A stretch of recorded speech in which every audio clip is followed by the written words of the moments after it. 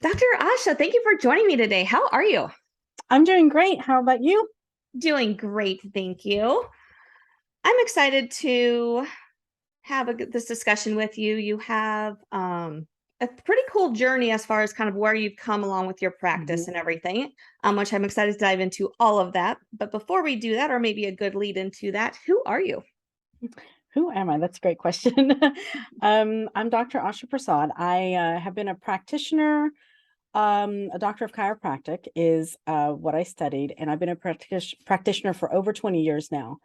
And yeah, I'm actually, this is so great because we're connecting from totally different areas of the world, which I think is really awesome. I love that being able to share from across the globe. My journey has taken me, in some very big adventures, even moving continents and starting to practices here and getting into online coaching and mentoring and that kind of thing. So yeah, that's just a little bit about who I am.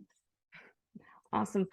Now, obviously, most chiropractors do a lot of stuff hands-on, but you have Mhm. transitioned to some online work. What sort of things are you doing with your online work with your clients? Well, some of the things that I've been doing, and actually, it's been interesting because it's kind of evolved to where I am doing some of this in the practice as well, but really addressing the mental, emotional, and spiritual like parts of our health and well-being.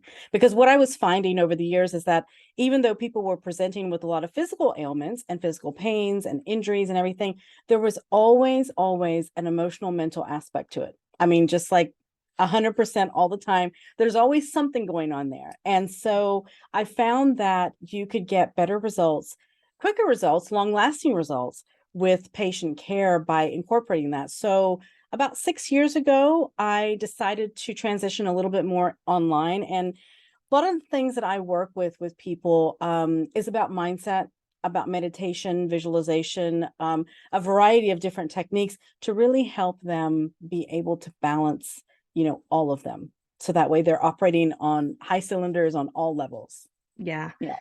it's such an important aspect, I think, because how many of our physicians, fellow physical therapists, fellow chiropractors Yeah. just address the like, all right, come in, let me fix That's right. whatever problem I see, let me Yeah. give you a pill, let me do this, that, and the other. We don't get much time anymore to have a conversation, or I shouldn't say we don't get. A lot of clinicians don't take the time to have those Exactly. conversations with people because, yes, that physical side is part of it, but so is everything else that's going on with their life that could be contributing to what's still going on with them. I agree with you because the thing about that is what I found like in my journey of being a practitioner, and I practiced in the States before where I'm working right now. I'm in Europe in the Netherlands. And I did practice in the States before. And how I practice here is so different because I started because of my own journey, actually. I think because of there were so many changes that I was going through that I was addressing in a very different way in my own life that I started to realize, I thought, wait a second, you know, I'm doing these things and it's helping me. Why would I not want to pass that on to other people? And I started listening in a different way to patients and taking the time, really making that time to really connect with, okay, what is really happening here? Sure, you have back pain, you have neck pain, you have headache. Okay, fine. But what else is going on? Who is this person? Like what's really going on behind that? And I think sometimes it may be a question of maybe like you said, like maybe not making the time, but also there's a certain vulnerability that you have to be willing to kind of go into, I think, right? Like it's yeah, it's one of those things that maybe some people are not wanting to do, maybe. And there could be a lot of truth to that as well. Yeah. Do you find that with a lot of people, like if they just have someone to vent to about Hmm. like all these frustrations because their spouse, significant other, friends are tired of hearing them talk about it all the time, that if they just have someone to vent to, that can resolve a lot of issues? Or is there a lot of other, like a lot of stuff they have to work through? I mean, I think it really depends. I definitely think like, venting and having somebody to talk to and be able to just kind of get it out like in that raw form, because sometimes we have to filter so much. We have to like edit what we're saying to our loved ones a lot of times because we don't want to hurt feelings. And whenever you're talking to a perfect stranger or your clinician or whatever it is, you can kind of be a little bit more raw about how you really feel. I think that that does relieve some things, but I think that if they don't address it in the sense of maybe it's their mindset, for example, maybe they are just a really like predominantly a negative thinker, for example, it's just going to keep on coming back. So just venting, I have found, just doesn't do it completely, because then they'll just, every time it comes up, they just feel like they need a vent and not really changing anything. So I think, yeah, it kind of depends. Do they really want to change that or not? That's also something that I have found. Yeah. Something else that's coming to mind as you talk is I mean, you may be one of them. I know I dealt with it in the past, Mhm. but we've all talked to those people who it's like they've had that first opinion, second opinion, third opinion, all the opinions, and they've gotten blown off by all these people or told nothing's wrong or told there's Right. nothing that can be done. And in my opinion, that can contribute to that whole like, Yeah. well, negative mindset. There's nothing I can do about this. And I think that can be a hard thing to break through as they're continuing on through this injury process. I think so too. And I think that it's about, how you approach them. And, it's really interesting because most of the time, those people that have come in that have had like multiple opinions and they've already started believing what all those opinions have been, so you have to kind of speak to them in a different language. And for them, it can really sound like a different language initially because you're speaking from a place of possibility and a place of solution rather than problem. So does that make sense? It's like Mhm. it's just a very subtle way that you can approach something. For example, if somebody comes in and says, oh well, it's just because I'm getting older, it's just because I have this. Well, it's like, yeah, okay, sure, you have your age, that's fine, but age is just a number, and let's just see what you can do.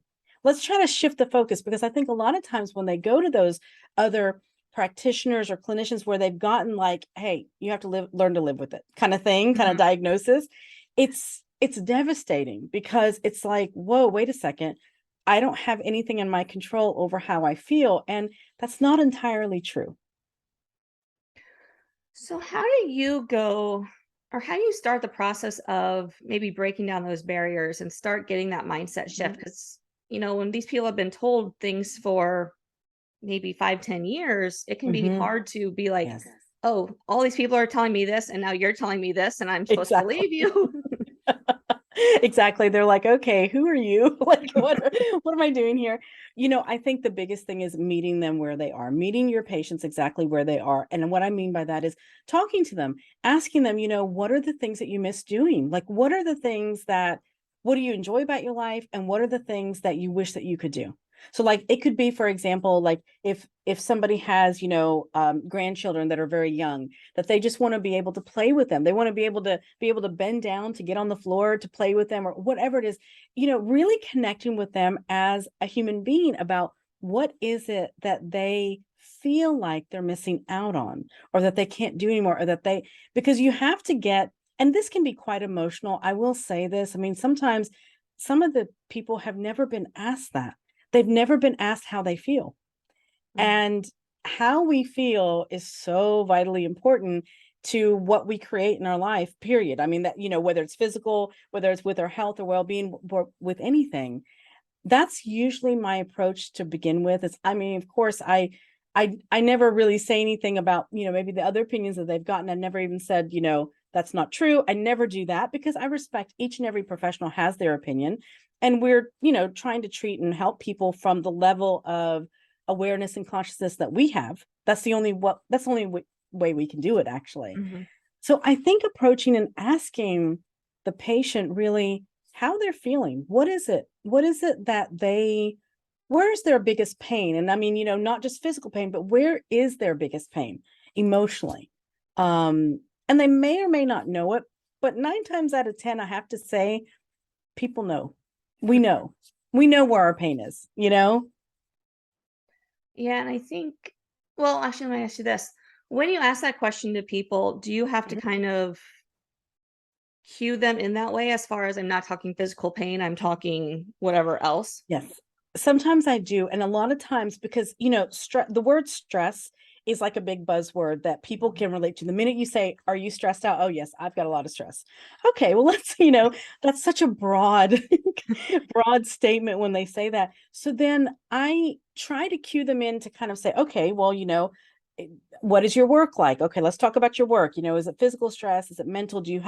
Are you a manager, or do you have to take 10 different phone calls at the same time, whatever it is, and cue them into that, because sometimes they realize that or they feel stressed out, but they don't know what it is. And when you start, you know, kind of cueing them in that way, then they start to realize, like, hey, wait a second.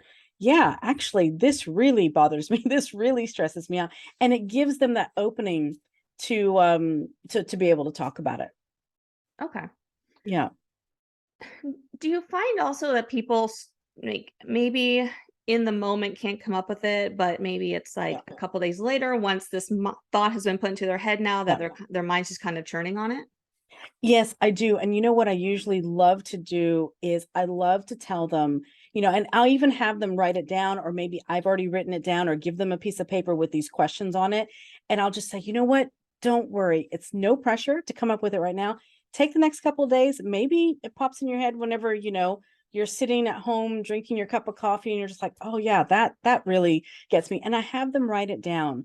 I also like to ask them also of any past traumas that they've had, or big events that they've had in their life, and it may be loss of a loved one, loss of a job, a move, whatever it may be. And it doesn't always have to be a negative thing. It can be a positive thing, but just to kind of frame kind of their life story, if you will, so you can kind of see kind of like a pattern. Is this somebody that has dealt with a lot of grief, for example, Hmm.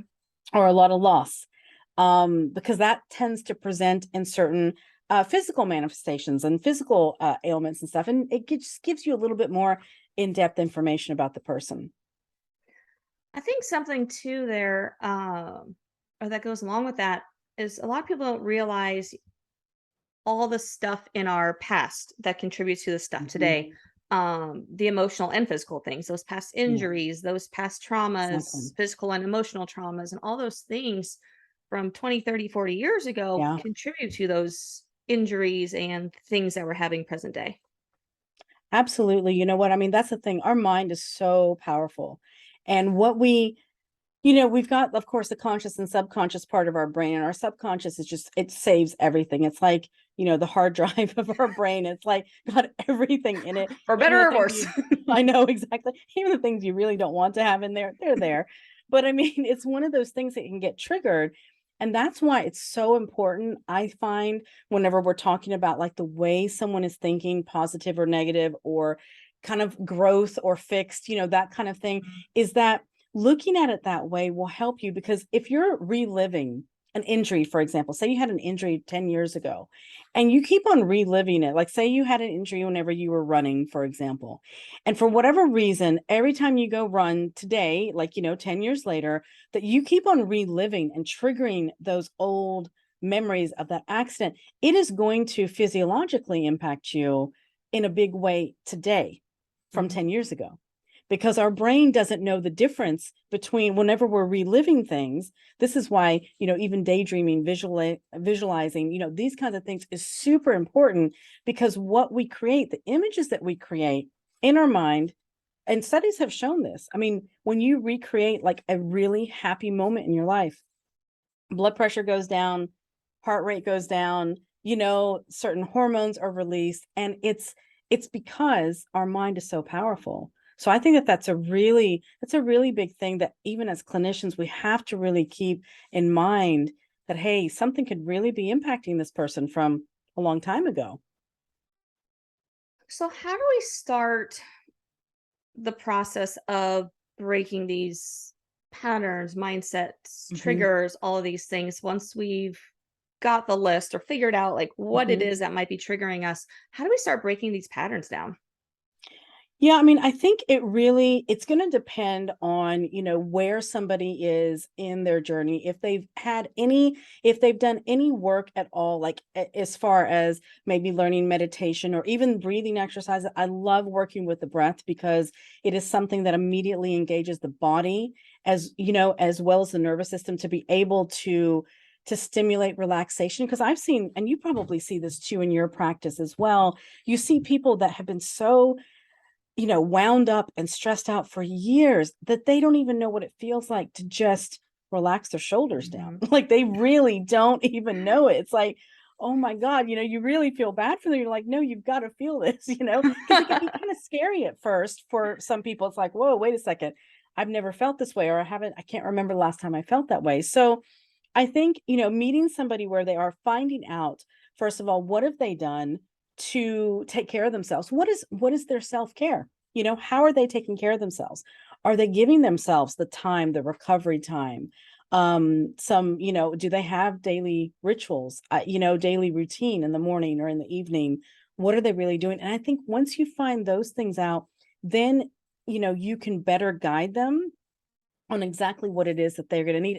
And I mean, honestly, one of the biggest things when we're talking about breath, I think it's probably one of the easiest entry points because we all do it. We all breathe. It's just a matter of learning consciously how to breathe, right? Mhm. To put some focus on that. I think it's one of the easiest entry points to get somebody to start to break through some of these barriers that have been there for years. Oh, absolutely. I definitely agree. And I think, well, I definitely agree with that for a number of reasons when it comes to breath. One of the big ones is so many of us just without realizing it are just that shallow stress breathing. Like we don't really know how to Exactly. take a deep breath.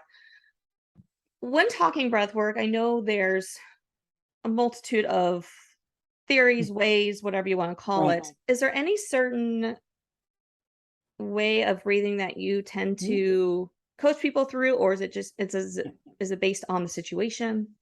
Well, I mean, I think, what it is basically starting out, one of the biggest things is getting somebody to learn how to belly breathe, to really breathe, below their diaphragm. And that can be a challenge in itself. I have to say, working with people, so many people over the years, and you probably know this too, it's amazing how many people are used to that shallow breathing because they're always, their system is always on all the Mhm. time. They're like on fight or flight, like all the time on alert. And so I really like to start with that. And I usually will start with just, having them put their hands on their belly and to feel what it's like to take the breath there. And I usually, try to tell them in and out of their nose. And it can be hard at first, but once you get them to feel it, the body takes over. The body knows. It's like, okay, this is what we're going to do to, stimulate that relaxation. And that's the place that I love to start really for anybody. That is appropriate for really anybody. Awesome. Yeah, I think I agree. I think that's a big point because from there, there's a lot of you can build on that, but I You can think getting build on that that. understanding is the key. Absolutely. Um, Talk to us a little bit about the visualization side of things because I think Hmm. that's something that really stuck out when I had a conversation with you Hmm. prior that you do that we don't that I mean, even me personally, I haven't really considered as doing Hmm. with people. So, how does visualization help with the whole healing process Hmm. when we're talking about those injuries? So whenever you have an injury, there's obviously something like what we were just saying is saved in our subconscious, right? That moment, that time, and everything. And so basically, in order to heal something, we have to see it as whole and complete. Okay. And there have been a lot of studies on this over the years about what that can do. I know one of my mentors, Dr. Joe Dispenza, he speaks about his own experience. But I'm not too sure if you're familiar with him Yeah. or not, but Yep. he speaks about this as well, about his own personal journey of healing himself from a very bad cycle accident Mhm. that he had early on. And but what I have done in the practice, and it's really interesting because I've seen athletes, I've seen patients that have been able to facilitate the healing, because what happens is that basically what's going on in your mind, so like say for example you're a basketball player, okay, and A lot of athletes do this. They actually visualize before a game, making that 3-point shot. They visualize it. They can visualize it, and they do exercise it with that. Now, imagine, that you've just had an injury, you've injured your knee, you're not able to even stand, much less run or get back on the court. The best thing to do at that point is to start visualizing, taking the time every day to visualize yourself playing that game, getting that, visualizing that you are actually on your feet, that you are actually utilizing the muscles. Because what happens is that the brain, the subconscious part of the brain, and of course the reticular activating system is also involved in this. That's the part that connects, it's above the brainstem. It connects the cerebral cortex in the brain. It regulates the focus. So what we focus on is exactly what we create. So if I'm focusing on actually getting up and running and jumping again on the court, there are actually circuits that are being triggered, the neurons and everything, the nerve activity, they have measured this on the muscles, are actually stimulated. Even if somebody doesn't have any feeling there at the moment, it triggers, the body responds to those thoughts, because the brain does not know, the body doesn't know the difference of what is happening right now versus what happened an hour ago or 2 hours ago. So that is why visualization, creating exactly what it is, creating that healing capacity as deep as you can go, will help speed up your process. And I have seen this over and over again in my practices. It's really phenomenal, I have to say, because it does that. This shows us how powerful our mind is. How powerful our mind and how we feel really does impact our healing capacity. So is there, when it comes to the whole recovery process and healing, Mhm. is there a certain can, is it something that we should start doing, say, right away once we're injured? Is it something that's Mhm. like once we're a little ways into the process? When is it most beneficial to start? Well, one of the things I would say is that it would be fantastic if you were already doing visualization before, even before an activity. So, like, say, for example, you're running a marathon, visualizing yourself running that marathon, even a couple of weeks beforehand, visualizing just like everything about it, every sensation that you can get in touch with. Because what you're doing is you're creating an experience that I know physically has not occurred yet. However, this will help you actually have that experience. Okay? Have that experience that you're creating. So that would be the first thing. But say you don't do that and you just got injured, I would say as soon as possible, really start the visualization process, because what that is going to do, first of all, visualization is going to help you also in reducing pain. It has been documented, and they're really studying this a lot more, which I think is very fascinating. It's like it's going to help you reduce pain, help you reduce the anxiety. So that usually, go hand in hand, of course, with an injury. So I would say as soon as you can, start it. Okay. Yeah. Now I'm curious, are there certain types of personalities, they really think like that type A person who don't have as much success with visualization, or and I guess I'm just kind of thinking like, do some people have difficulty getting into the right state of mind to make Yeah. it successful? Sometimes there are. I mean, it's not, it's really as far as someone wants to go. Of course, that also has to do with whatever their belief system is, what their self-limiting beliefs. If they believe that they're never going to walk again or run again, for example, it's they're kind of just reinforcing that every time. So there are some people that it may not work as well, and it may be harder, it may take longer. But I will say, even with those people, because I've had quite a few of them in the practices over the years, and even with them, they do benefit from it. Again, it may take longer, and it may take some more work for you as a clinician to really work with them in a very different way, and really break it down into very small baby steps. But I think it can benefit everybody, but it may just take a little bit longer. Are there ways that we can help that process along, especially if we're one of those people that it's going to take longer just because the way our brains Right. work or whatever. Is there ways like through meditation or different like Mhm.